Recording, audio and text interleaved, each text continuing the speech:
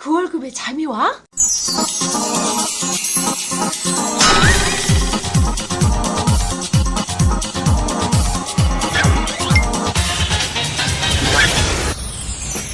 그 월급의 잠이와는 월급이 전부인 2천만 월급쟁이들의 불면증을 해소하는 방송입니다.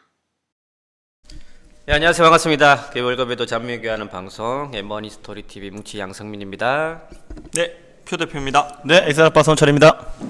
자, 저희가 월급쟁이 연말정산 뽀개기 이제 시리즈 3탄입니다. 지난 시간에 저희가 근로소득공제까지 어떻게 정리되냐를 이제 살펴봤으니까요. 그 다음 프로세스겠죠.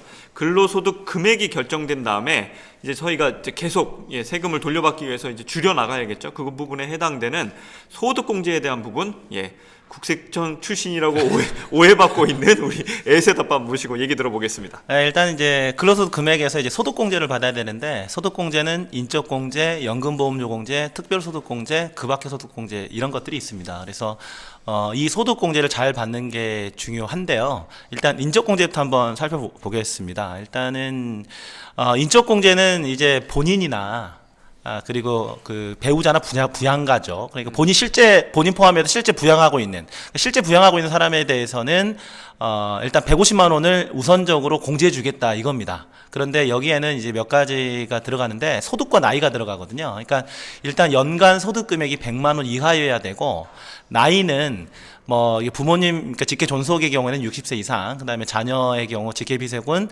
20세 이하, 즉 소득과 나이 조건을 충족해야지 부양가족으로 인정을 해주고 공제를 150만 원 해준다, 이렇게 보시면 될 것 같아요. 그런데 이런 경우가 생기죠. 아버지가 퇴직을 하셨어요. 네. 퇴직을 하셔가지고 이제 소득이 없겠지? 네. 해가지고 그냥 1월에 퇴직하셔가지고 소득 없는 줄 알고 부양가족에 넣어서 그냥 신고를 했습니다. 근데 알고 보니까 아버님이 퇴직금을 받으신 거야. 이러면은 이 연간 소득 금액에는요, 종합소득과 퇴직소득과 양도소득이 들어가기 때문에 이런 경우에는 100만 원을 넘어서 나중에 이제 그 잘못 신고했다 이래서 가산세를 맞을 수도 있으니까 이런 것 좀 주의하셔야 됩니다. 그래서 기본공제일 경우에는 공제를 150만 원 해준다. 이게 이제 첫 번째고요. 또 그런 거 들어보셨죠? 뭐 나이가 많으시면 공제 더 해준다. 네네네. 이런 거 들어보셨죠? 경로 우대자 뭐 이런 거 있지 않습니까? 네네. 그러니까 추가 공제, 그러니까 기본 공제 대상자 중에서 사회적인 약자라고 볼 수 있는 분들에게는 추가적으로 또 공제를 해주는데요. 일단 경로 우대, 즉 만 70세 이상, 뭐 47년생 이전의 경우에는 그 경로 우대로 보는데, 이분들의 경우에는 100만 원 공제해주고요. 장애인의 경우에는 200만 원 공제를 해줍니다. 근데 장애인은 좀 포인트가 있어요. 제가 다시 한번 말씀을 드리고요. 세 번째는 이제 부녀자의 경우에 근로소득 금액이 3천만 원 이하인데 배우자가 있거나 아니면 배우자는 없어도 기본공제 대상이 부양가족이 있는 경우에는 50만 원 공제를 해줍니다. 추가로요. 그리고 한부모일 경우에는 기본공제 대상자 직계 비속이 있는 경우에는 100만 원 공제를 해주거든요. 그런데 부녀자와 한부모 공제가 동시에 충족이 될 수 있잖아요. 네. 이럴 경우에는 중복 공제가 아니고 한부모 공제만, 즉 100만 원 해준다, 이렇게 보시면 됩니다. 네. 소득공제하는 항목이 많은데, 저희가 평상시 저희 방송은 그냥 편안하게 그냥 오디오로만 들으셔도 괜찮은데, 이 연말정산은 꼼꼼히 한번 정리하신다는 뜻에서 저희가 올린 자료를 함께 보시는 게 이해가 좀 더 수월하실 거라는 생각이 좀 듭니다. 인적공제 저희가 뭐 중요하다고 누차 강조하셨으니까 제대로 공제받는 팁들을 좀 정리해 주시죠. 일단은 근로자들이 가장 많이 누락하는 항목이 인적공제입니다. 그러니까 납세자연맹 사이트 가서 이거 사례를 보면 네. 가장 많이 공제하는데, 이를테면 이거예요. 부모님과 따로 살아서 공제가 안 되는 줄 알았다. 그냥 막연하게 생각하는 거죠. 같이 살다가, 어머니랑 같이 살다가 분가해서 주소가 달라지면서 그냥 뭐 신청 안 해야 될 것 같아서 신청 안 했다. 장인 장모님 공제가 당연히 안 되는 줄 알았다. 뭐 다른 형태가 받고 있는 줄 알았다. 뭐 이래서 빠뜨리는 거거든요. 그래서 사실은 이게 아니고 나이 조건과 소득 조건만 해당이 되면 인적공제를 받을 수가 있으니까 이 부분은 꼭꼭 챙기셔라, 이렇게 말씀을 드리고요. 두 번째는 장애인인데, 우리가 이제 장애인 복지법상 장애인, 그러니까 장애인 등록증이 있어야지 장애인으로 하는 게 아니고, 세법상으로는요, 이러면 그냥 장애인 공제를 받을 수가 있어요. 이를테면 평상시 치료를 요하고 취약 학업이 곤란한 상태에 있는 사람, 이런 사람들은 이제 장애인 공제를 받을 수가 있거든요. 그러니까 의사한테 얘기해서 의사가 판단해서 병원에서 장애인 증명서를 발급받아 제출하면 공제가 가능합니다. 그러면 뭐 아버지가 60세 미만인데 중증 환자로 세법상 장애인 증명서를 제출하면 나이 때문에 기본공제 대상자도 안 되시던 분이 갑자기 기본공제 대상자도 되고 장애인 공제까지 받을 수가 있어서 한 50만 원이 넘는 돈을 환급받을 수도 있는 거거든요. 네. 그런데 사람들은 어떻게 생각하고 있느냐. 나이 조건. 딸이 20세가 넘어서 공제 대상 아닌 줄 알았다. 이렇게 생각하는 거예요. 치료받고 있는데. 그리고 꼭 그 나쁜 이렇게 막 못 일어나고 이런 게 아니고 만성 비형간염이라든가 고혈압 같이 지속적으로 치료받고 있는 사람. 이런 분도 이제 장애인 공제를 받을 수가 있고요. 그다음 뭐 췌장암이라든가 관절염이라든가 이런 것도 확인이 되니까 혹시 가족 중에 꾸준하게 치료를 하고 있으신 분들은 의사와 상담을 하셔서 중증 환자 장애인 공제를 받을 수 있는지 이거는 확인해 보실 필요가 있습니다. 저희가 일반적으로 인식하는 법정 장애인하고 세금 쪽에서 관련되는 연말정산과 관련된 장애인이 다르다는 거네요. 네네네, 맞습니다. 그리고 한번 제가 사례별로 그 기본 공제가 가능한 여부를 한번 제가 여쭤볼 테니까 한번 맞춰보세요. 결혼식은 하고 혼인신고만 안 했다. 배우자 소득은 없다. 이럴 때는 기본 공제가 가능할까요?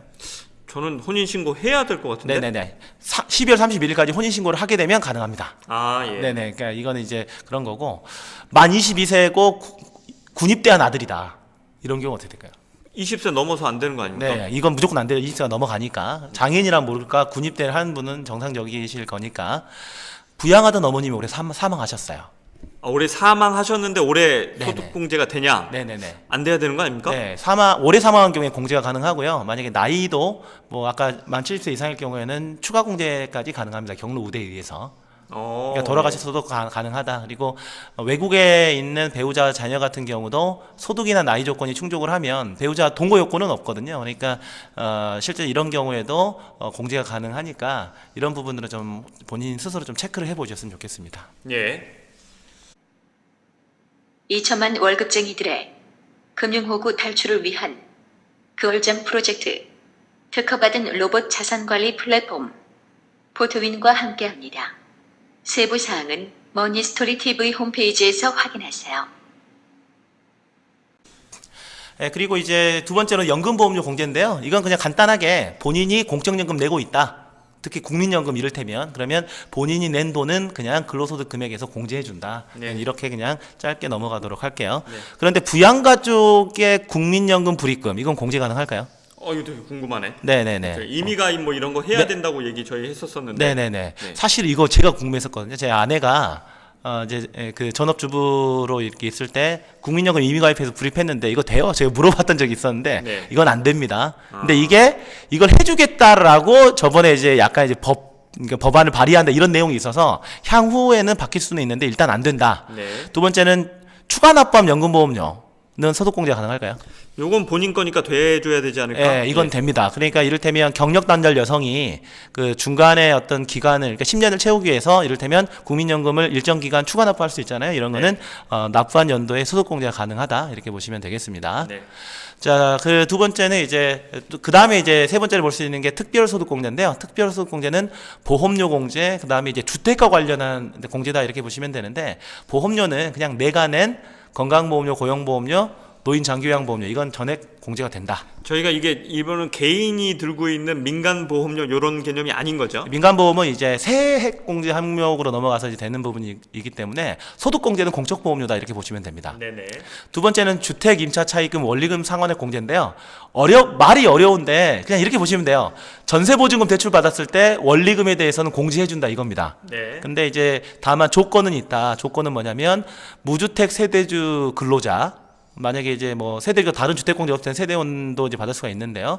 그리고 무주택 세대주 근로자 일단 받을 수가 있다 원칙적으로. 그리고 국민 주택 규모. 그러니까 이를테면 85제곱미터 이하 주택의 네. 경우에는 일단은 이 주택일 경우면 받을 수가 있고요. 공제 금액은 어떻게 되느냐? 내가 내는 원리금 주택담보대출 그 전세보증금 담보대출 원리금에 대해서 40%를 공제를 해줍니다. 다만 한도는 연 300만 원 한도다. 그 300만 원 한도도 청약저축으로 공제받는 것과 합산해서 300만 원 한도다. 이렇게 보시면 됩니다. 그래요? 그럼 청약저축을 가입하시고 계신 분들은 이 혜택은 좀 떨어지는 거네요? 네, 그럴 수도 있죠. 근데 이게 궁금하실 수가 있을 거예요. 나는 여러 가지 사정 때문에 이건 전세자금 용도긴 하지만 신용대출을 받았을 수도 있잖아요. 이럴 경우에는 공제를 받을 수 있을까요? 없습니다. 네, 이거는 없습니다. 그러니까 아예 처음부터 이걸 받을 수 있는 상품이 정해져 있어요. 그러니까 은행에 가셔가지고 처음부터 이게 되는지 안 되는지를 보시고 나서 상품을 선택을 하셔야 연말정산 때 도움을 받으실 수 있다라고 말씀을 좀 드리고요. 두 번째는 이제 그 주택 관리는 두 번째는 장기주택 저당 차입금 이자 상환액 공제인데 이거는 주택담보대출 받을 때 이자에 대해서만 공제한다 이렇게 보시면 돼요. 내 집 살 때. 네네. 그러니까 이거는 그 어떻게 보면 이거죠. 그러니까 전세자금 같은 경우는 원리금을 공제해주고 예. 집을 살 때는 실제적으로 이자에 대해서만 공제를 해준다. 얼마를 공제해주냐? 일단은 상환 기간이 10년 이상이어야 되는데 상환 기간이 길고 고정금리고 원리금까지 같이 내는 비거치일수록 네. 공제 금액이 커진다. 그냥 이렇게 보시면 되고요. 표는 그냥 이렇게 강의안 보시면서 네네. 보시는 것이 더 좋을 것 같습니다. 자, 그리고 여러 가지 것들이 많이 있는데요. 그 2000년 12월 31일 이전에 가입한 개인연금저축은 이건 이제 세액공제가 아니고 소득공제 항목이다 이렇게 보시면 되고요. 사업자의 경우에는 노란우산 공제인데 실제 뭐 오늘은 연말정산에 대한 부분이니까 이건 넘어가고요.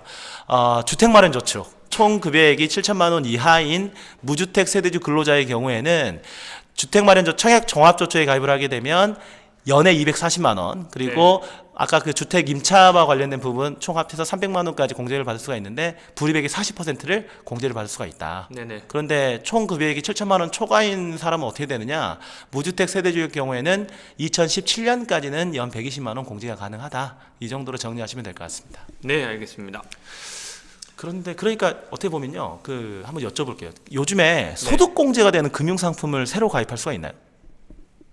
아니요, 요새 것들은 다 세액공제만 있는 것 같은데. 그렇죠. 그러니까는 소득공제 항목인 부분들을 낮출 수 있는 금융상품 거의 없는데 거의 유일한 게 청약종합저축인 것 같아요. 아, 지금도 청약저축 가입 가능하시죠? 네네. 그러니까 이제 무주택 세대주 그다음에 소득을 본다고 했지만 그래서 만약에 청약종합저축은요 그냥 무조건 그냥 가입하고 보는 겁니다. 그러니까 총 금액이 7천만 원 이하이고 현재 무주택 세대주다. 그런데 근로소득 금액이 1,825만 원이다. 네. 이 사람이 청약저축을 연 240만 원 불입했다. 그러면은 이분은 얼마를 공제받을 수가 있냐면요. 240만 원 곱하기 40%니까 96만 원을 이제 소득공제를 받을 수가 있어서 네. 만약에 이분의 과표 구간이 1,200에서 4,600만 원 사이면 16만 원의 세금을 환급받을 수가 있습니다. 네. 장난 아닌 수익률이 되는 꼴이네요. 네, 이게 계산해보면 6.6% 정도 되더라고요. 그러니까 청약저축도 내면 이자도 받고 우리가 분양 자격도 받고 이자율이 플러스 6.6% 더 받는다. 네. 가입하지 않을 이유가 전혀 없다. 네. 이렇게 하시니까 꼭 가입 안 하신 분은요, 꼭 가입을 하셨으면 좋겠습니다. 네, 자 그러면 저희가 그 다음 살펴봐야 될 건 그 밖의 소득공제 항목 뭐 이런 부분을 좀 살펴봐야 되는데, 네, 안 힘드세요? 뭐 그렇게 힘들진 않은데 네. 이거는 근데 좀 말씀드리고 싶어요. 신용카드. 칼럼만 보면 뭐 신용카드 어떻게 해라 막 이렇게 얘기 많이 나오잖아요. 아, 뭐 세분화해서도 얘기해주고 뭐 장난 아니더라고요. 네, 그리고 사실 우리도 이거 방송한 적이 있거든요. 네. 잘하는 건 좋아요. 잘한 건 좋은데 그런데 이제 얼마를 공제받을 수 있는지 알려드리면 좀 깜짝 놀라실 건데 일단은 신용카드를 사용했을 때 얼마를 공제해주냐? 일단 총 급여액의 25%를 넘어서는 부분에 대해서만 공제를 해줍니다. 네. 그러니까 일단 많이 써야 되죠.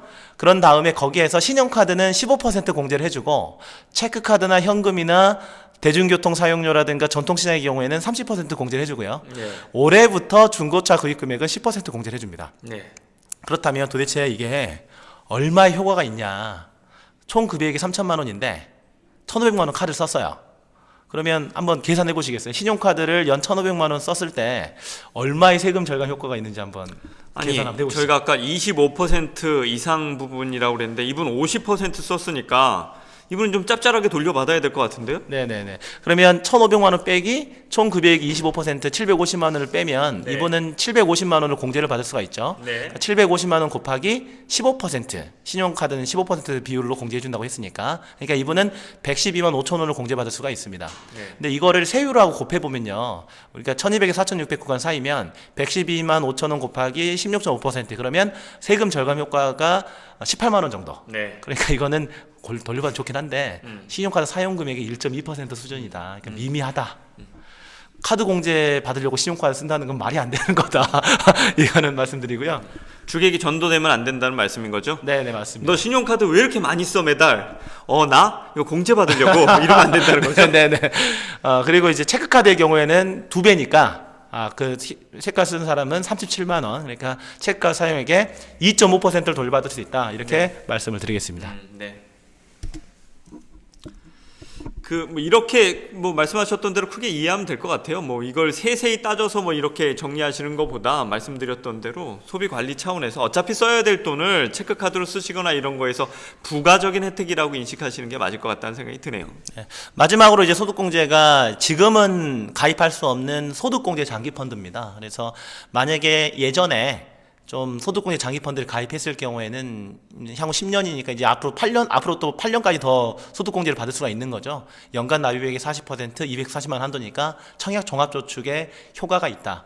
그러니까 이런 게 문제인 것 같아요. 올해 일몰이 되는 금융상품이 있잖아요. 있죠. 어떤 거 생각나세요? 네. 해외 비과세 펀드. 네, 그러니까 이런 거 있을 때 좀 챙겨서 가입을 하셔야 되는데 사실은 이걸 귀찮다라고 해가지고 놓치게 되면 절세 혜택 못 받으니까 최대한 이런 일몰이 되는 것들은 좀 관심을 가지실 필요가 있겠다 이렇게 말씀을 좀 드리겠습니다. 그래서 근로소득 금액에서 이처럼 소득공제를 최대한 잘 받게 되면 과세 표준이 나오게 되고요. 여기에서 누진세율로 올해까지는 1,200만 원 이하일 때 6%, 5억 초과할 때 40%까지의 누진세율로 과세가 되고 내년부터는 이제 6에서 42% 구간이 추가가 됐습니다. 이렇게 세율을 곱해서 산출세액이 산출된다 이렇게 말씀을 드리겠습니다. 네, 저희가 생각보다 생각할 게 많다 뭐 이렇게 생각하실지 모르겠는데 저희가 평생 경제활동 한다라고 하면 적어도 한 20-30번 이상 연말정산 해야 되거든요. 근데 그게 어떻게 돌아가는지 모르고 있으시다면 아주 기본적인 걸 놓치고 가시는 걸 수 있을 테니까요. 나머지 방송도 꾸준히 들으시면서 잘 정리를 해주셨으면 좋겠습니다. 오늘은 여기까지 하고요. 다음번 또 이제 연말정산 뽀개기 4탄에서 다시 한번 찾아뵙도록 하겠습니다. 네, 수고하셨습니다. 네, 감사합니다. 감사합니다.